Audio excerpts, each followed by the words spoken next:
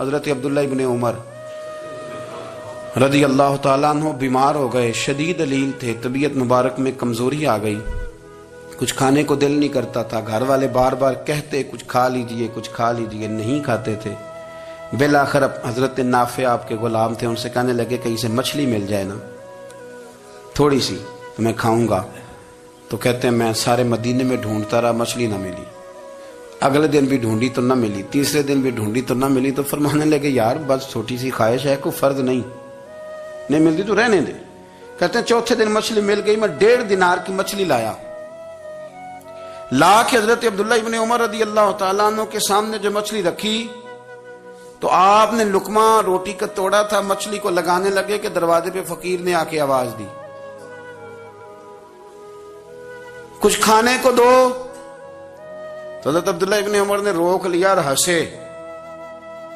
کئی دفعہ دے ہم بھی دیتے ہیں پر ہمارا چہرہ دیکھنے والا ہوتا ہے، اتنے ہم غصے میں ہوتے ہیں، دے دیتے ہیں، لیکن جو چھلوٹیں ہوتی ہیں نا چہرے والی وہ گنی نہیں جاتی۔ ہنسے، فرمایا دیکھو میرا اللہ کتنا کریم ہے، وہ مجھے بچانا چاہتا ہے، اٹھا بار دیا جا کے۔ تو خادم اب حکم کا پابند تھا، وہ لیت اللہ تو کر نہیں سکتا تھا، وہ گیا اور جا کے دے آیا۔ فقیر جب سارے محلے سے آٹا اکٹھا کر لیتے ہیں تو پھر ایک جگہ جا کے بیچتے بھی ہیں۔ دے آیا، وہ 2 گلیاں آگے گزرا تو میں پیچھے دوڑا گیا، میں نے کہا سچ بتا کھانی ہے کہ بیچنی ہے؟ وہ کہنے لگا جو بھی سبب لگ جائے کر جاؤں گا، آپ نے دے جو دی ہے۔ تو کہتا ہے میں نے اسے کہا کہ یہ 1.5 دینار کی میں نے خریدی تھی، اگر تو 2 دینار کی مجھے بیچ دے تو آج کل مچھلی مدینے میں مل نہیں رہی، تو میں اپنے آقا کو دے دوں گا، وہ یہی کھائیں گے، بیمار ہیں۔ تو کہنے لگا جی بسم اللہ، مجھے کیا اعتراض ہے، 2 دینار مل رہے ہیں، 1.5 کی مچھلی، اور 1.5 کی بھی کسی نے نہیں خریدنی تھی، اب تو پک گئی۔ فرماتے میں نے 2 دینار اس کو تھمائے، وہ مچھلی اس سے خریدی اور خرید کر کے میں لا کے حضرت عبداللہ ابن عمر کے سامنے دوبارہ رکھی۔ تو فرمایا یہ کیسے آ گئی؟ میں نے کہا حضور 1.5 کی خریدی تھی اور پھر فقیر کو دے دی، اب اسی سے میں 2 دینار کی خرید کے لایا ہوں، آپ قبول فرمائیں۔ تو فرمانے لگے تم نے اچھا نہیں کیا، اب اس طرح کرو 2 دینار بھی اسے دے اور مچھلی بھی واپس دے آؤ۔ عرض کی حضور کیوں؟ فرمایا تم نے قرآن نہیں پڑھا؟ حضور پڑھا ہے۔ فرمایا رب فرماتا ہے لن تنالوا البر حتی تنفقوا مما تحبون، تم بھلائی کو اس وقت پہنچو گے جب اپنی پیاری چیز راہ خدا میں خرچ کرو گے۔ امام غزالی نے لکھا ہے، فرمانے لگے دیا، تو وہ حضرت نافع کہتے ہیں میں دینے گیا، دے کے واپس آیا تو کچھ پریشان تھا کیونکہ مجھے بھی 4 دن ہو گئے تھے نا تلاش کرتے، تھوڑی طبیعت میں مایوسی تھی کہ اتنی محنت سے میں نے لایا اور آپ نے واپس کر دی۔ تو حضرت عبداللہ ابن عمر نے مجھے قریب بٹھایا، پھر مجھے تھپکی دی، فرمانے لگے پتر میں نے ویسے بھی کبھی جھوٹ نہیں بولا اور آج کل تو میں ویسے ہی بیمار ہوں، ٹائم ہی نہیں، وقت ہی نہیں، موقع ہی نہیں جھوٹ بولنے کا۔ میں تجھے سچ بتاؤں، مجھے مچھلی کھا کے اتنا سکون نہیں ہونا تھا جتنی اللہ کے راستے میں خیرات کھا کے مجھے سکون ہوا۔ تو تجھے تو میری راحت سے غرض ہے نا کہ مجھے راحت کیسے ہوتی ہے، تو مجھے سکون ملا ہے، راہ خدا میں دے، میں نفسانی خواہش پوری کر لیتا تو یہ میرا نفس کل پھر مجھ سے مچھلی مانگتا، پرسوں کہتا نہیں چھوٹے گوشت کی یخنی بھی چاہیے۔ ہم لوگ الجھ گئے ہیں، بہت بڑے قیدی ہیں اپنے آپ کے، بڑے قیدی ہیں، سارا دن اپنی خواہشات کی تکمیل میں بھاگے رہتے ہیں، بڑے بڑے سونے نوجوان۔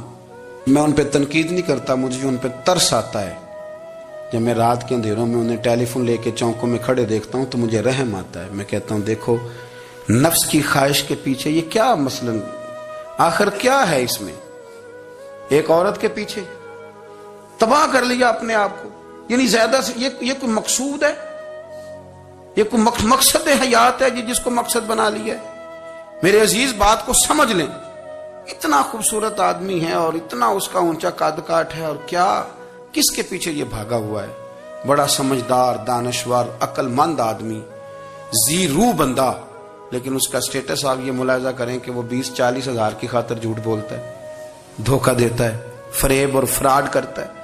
ہم اپنی نفسانی خواہشات کے پیچھے اس طرح بھاگتے ہیں کہ ہم اصل سے رہ جاتے۔ میری باتوں کی سمجھ آ رہی ہے آپ حضرات؟ تھوڑا تھوڑا کر کے، ایک ایک کر کے ان کی باتیں کم مانیں۔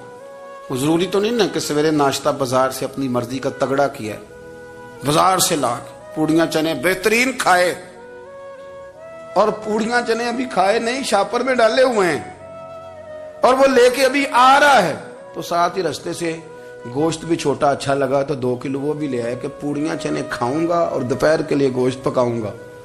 वो पहले ये तो खा ले साहब, इससे तो निजात पा ले। ये पता नहीं हजम होता है कि कुछ और करता है तेरे साथ, लेकिन वो गोश्त भी साथ ले आया। यानी टेबल पे, नाश्ते के टेबल पर बैठ के फैसला हो रहा होता है कि हमने क्या खाना है, हमने किधर जाना है। संगियो याद रखो, बातों को समझो और गौर करो। ये थोड़ा थोड़ा करके जब हम छुटकारा हासिल करने की कोशिश करेंगे ना, छुटकारा हासिल करने की, कई जगह से, किसी जगह से अगर आपको तंबी होती है ना, तंबी, उसमें भी बड़ा मजा आता है। उसमें भी बड़ा, हमारे एक बुजुर्ग थे, तो एक दिन ना मैं गया तो कहने लगे अल्हम्दुलिल्लाह आज मैं बड़े सुकून में हूं। मैंने कहा जी वो क्या हुआ? कहने लगे मैं अपने आप को बड़ा पीर साहब समझने लग गया था। तो एक वापडा के किसी आदमी से काम था, तो मेरे एक दोस्त ने मुझे कहा कि पीर साहब उसको टेलीफोन कर दें, सुना है आपका अकीदतमंद है। मैंने उस बंदे को टेलीफोन किया तो कहता पीर साहब मैं इज्जत आपकी बड़ी करता हूं पर यह काम नहीं हो सकता। कहते जब उसने मुझे कहा ना तो कुछ भी नहीं, तो मुझे बड़ा मजा आया है, वरना मेरा तो नफ्स फूल गया था। मैं तो समझता था कि जो मैं कहता हूं वैसे ही हो जाता है। कहते उसने थोड़ा सा ना मुझे लेवल में किया है, मुझे मजा आया। ये लोग ना अपने ऊपर बोझ डालते थे, ये थोड़ा थोड़ा पीछे हटते थे, ये समझते थे कि इस तरह तो हमारी तकमील रह जाएगी। सुबह से शाम तक अगर इसी नफ्स की बातें मानते जाएंगे तो खराबी करेगा। दौलत का नशा है भाई, दौलत इकट्ठी करने वाला किसी जगह सैर नहीं होता। हुस्न का नशा है, हुस्न का नशा है। हजरत अबू बकर शिबली रहमतुल्लाह अलैह फरमाया करते थे जो तेरी बेटी को खूबसूरत समझ के उसके साथ निकाह करना चाहे उसे बेटी ना देना। हजरत जी क्यों? फरमाया हुस्न तो थोड़े दिन के बाद खत्म हो जाएगा, फिर वो इसकी कदर नहीं करेगा, वो तो कहीं और मुंह मारता फिरेगा। हजरत अबू बकर शिबली रहमतुल्लाह तआला अलैह की बेटी खूबसूरत थी। एक नौजवान कहने लगा मेरा निकाह कर दें। आप फरमाने लगे पुत्र तो 1 महीने के बाद आना, कर दूंगा। बड़ी मोटी ताजी खूबसूरत साहिबजादी। तो हजरत ने उसे दवाई खिलाई, उसे पखाने लग गए। जो पखाना करती एक मटके में संभाल देते। थोड़ा वक्त गुजरा तो वो हड्डियों का पिंजर बन गई। महीने भर में दस्त इतने आए कि कमजोर हो गई। तो अबू बकर शिबली 1 महीने के बाद नौजवान को बुलाया, फरमाया इधर आ तेरा निकाह करूं। बच्ची दिखाई तो वो कमजोर बिस्तर पे पड़ी। फरमाया शादी कर। कहने लगा इससे नहीं मैंने करनी।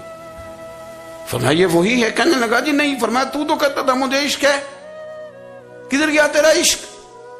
कहने लगा हजरत साहब आप कैसी बात कर रहे हैं? फरमाया इधर आ। फिर वो मटका जिसमें गंद रखा था वहां ले गए। फरमाने लगे तेरा इसके साथ इश्क था, ये है तेरा इश्क। फरमाया अच्छा तो मैं 4 दिन रोटी खिलाऊंगा फिर तंदुरुस्त हो जाएगी, लेकिन मैं देखना चाहता था कि तू मेरी बेटी से प्यार करता है या उसके चेहरे पे आने वाली कुछ वक्त के लिए सुर्खी से प्यार करता है, उस लाली से प्यार करता है जो जवानी के वक्त बच्चों और बच्चियों पे आती है।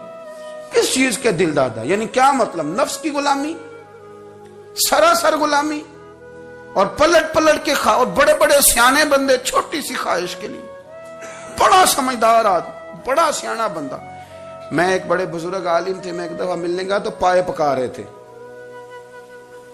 खुद पाए पका रहे थे। तो वो बड़े प्यार की बात होती है ना जी। तो तामत बांधी हुई और बड़ी जनाब खस्ता हाली और वो पाए पका रहे हैं। तो मैंने उनसे कहा, मैंने कहा हजरत जी पाए तो किसी और ने भी पका लेने थे, आप बुखारी लेके बैठते, चलो मेरी तरह का कोई बंदा आपसे इस्तेफादा भी कर लेता। अब पाए आप लाएंगे, फिर पकाएंगे, फिर आप खाएंगे, तो ये तो 24 घंटे आपके इसी काम में गुजर जाएंगे। तो ये एक छोटी सी ख्वाहिश के लिए, मैं किसी चीज को हराम नहीं कह रहा। कुरान पाक की जो आयत पढ़ी है सिर्फ उसकी तफसीर आपके सामने अर्ज कर रहा हूं। हमारी ख्वाहिशात मां पालती है, आपको नहीं पता कितने दुख सहती है। मैं उन माओं को जानता हूं जो बेटे के हिस्सों की मार भी उसके अब्बे से खाती है, मार खाती है वो। एक खातून है, कान से सुनता नहीं, मेरे पास एक दफा आई, कहने लगी 60 लग गई सी, कोई दुआ कर दें। क्या आपको वजीफा पर डॉक्टर कहते हैं ठीक नहीं हो सकते। मैंने कहा बाजी सही बताओ मसला क्या है? कहने नहीं कुछ भी नहीं, मसला क्या होना है, पुत्र गलत निकल आया है, उसका बाप रोज मारता है, आज मैं आगे गई हूं तो उसने एक थप्पड़ मेरे कान पे मार दिए, तो पर्दा फट गया। माँ मार खाती हैं, लेकिन वो पुत्र जिसको बड़ी मेहनत से पाला है वो जवान होता है तो अम्मा से कहता है तुझे छोड़ देना है, पर जिस लड़की से मेरा टेलीफोन पे रब्ता है उसे नहीं मैंने छोड़ना, वो नहीं छूट सकती। हर शय कुचल जाता है वो। अम्मा कभी लेट के रात को सोचती है कि ये तो मेरी कुल कमाई थी, میں تو آج بھی اس کے حصے کے تھپڑ اپنی گالوں پہ برداشت کر رہی ہوں، تو یہ کدھر گیا؟ اردشیر نام کا بادشاہ تھا۔ حضرت محدث ابن الجوزی آج سے کچھ 700 سال پہلے لکھتے ہیں، اردشیر بادشاہ بڑا خوبصورت تھا، جوان تھا، بڑا عقل مند تھا۔ اس نے اس طرح کہ قریب قریب کی ساری ریاستوں پہ قبضہ کر لیا۔ بڑا عقل مند زیرک تھا، قبضہ ہو گیا۔ ایک بادشاہ بڑا سخت تھا، اس کے ساتھ جب پنجہ آزمائی ہوئی تو اردشیر کہتا ہے اس پہ میرا قبضہ نہیں ہو رہا تھا، اور جب ہم نے ساری ریاستوں نے مل کے اس پر حملہ کیا تو ایک قلعے کے اندر قلعہ بند ہو گیا۔ اردشیر بڑا خوبصورت آدمی تھا، بڑا سمجھدار تھا، تو وہ بادشاہ قلعہ بند ہو گیا، اس نے کہا نکلنا ہی نہیں۔ اب وہ اندر بند ہے، یک بارگی حملہ کیا تو وہ بڑا بڑا قلعہ تھا اس میں بند ہو گیا۔ اس بادشاہ کی نا جس پر حملہ کیا، اس کی بیٹی اچانک ایک دن قلعے کی دیوار پہ چڑھی تو اردشیر کے حسن و جمال کو دیکھا تو عاشق ہو گئی،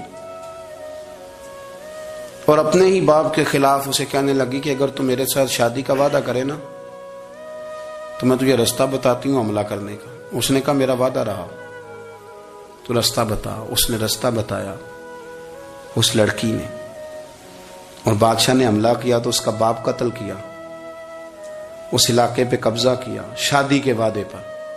ہاں نفسانی خواہش بندے کو اندھا کر دیتی، نہیں سمجھ آتی اس کو میں کدھر جانا ہے، اندھا کر دیتی۔ حملہ کیا، اور جب اس لڑکی کو لے کے آیا نا اپنے محل میں، تو پہلے دن شادی کی پہلی رات تھی، تو بستر بچھایا کنیز نے، تو وہ کبھی کروٹ ادھر بدلتی کبھی ادھر بدلتی، تو بادشاہ کہنے لگا کیا ہے؟ کہنے لگی بستر میں کچھ ہے، مجھے تکلیف دے رہی۔ اس نے چراغ جلائے اور جب بستر اٹھایا تو ایک اتنا سا دھاگا نکلا۔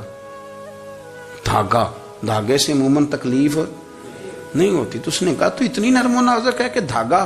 کہنے لگی میرا باپ نا میرے ساتھ اتنا پیار کرتا تھا کہ روز میرا بستر بھی خود بچھاتا تھا، اور اس نے آلہ رکھا ہوا تھا، وہ ناپتا تھا کہ کوئی پایا اونچا نیچا تو نہیں، میری بیٹی کا بیلنس سوتے وقت خراب نہ ہو جائے، اور میرے لیے گوشت اور کپڑے بھی خود پسند کر کے لاتا تھا، کھانے پینے کا خود خیال کرتا تھا۔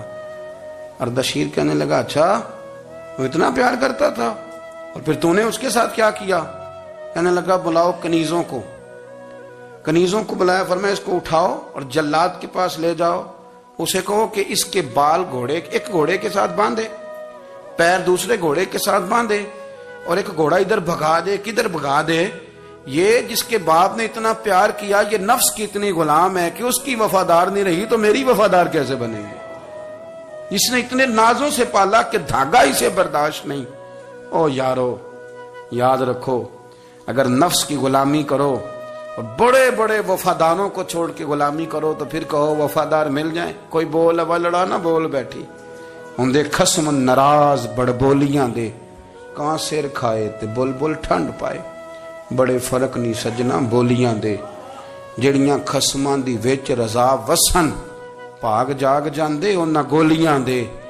آپ ادلیاں نو سردار پین تکے تے شرما والیاں نو چوٹے ڈولیاں دے۔ اپنے نفس کے پیچھے چلو گے تو یہ تباہی ہے۔ جب ہم نے کسی سے وفا نہیں کی تو یہ کیا امید ہوئی کہ دنیا ہم سے وفا کرے گی؟ اللہ رسول کی مرضی کے مطابق اصول پسند زندگی بنائیں، ایک ایک کر کے اپنی خواہشات سے پیچھے ہٹیں، تھوڑے پہ گزارا کرنا سیکھیں، اپنے نفس کو سمجھائیں۔ ضروری نہیں کہ روٹی ہر وقت مزے کے لیے کھائی جائے، کبھی کمر سیدھی کرنے کے لیے خشک روٹی بھی کھا کے دیکھو، کبھی سادہ کھانا اس پہ بھی اکتفا کرو، کبھی تھوڑا کھر کے اچھے طریقے سے سادے کمرے میں بھی اللہ کو یاد کر کے دیکھو۔ نفس کے پیچھے نہ بھاگیے گا، تباہی کرے گا۔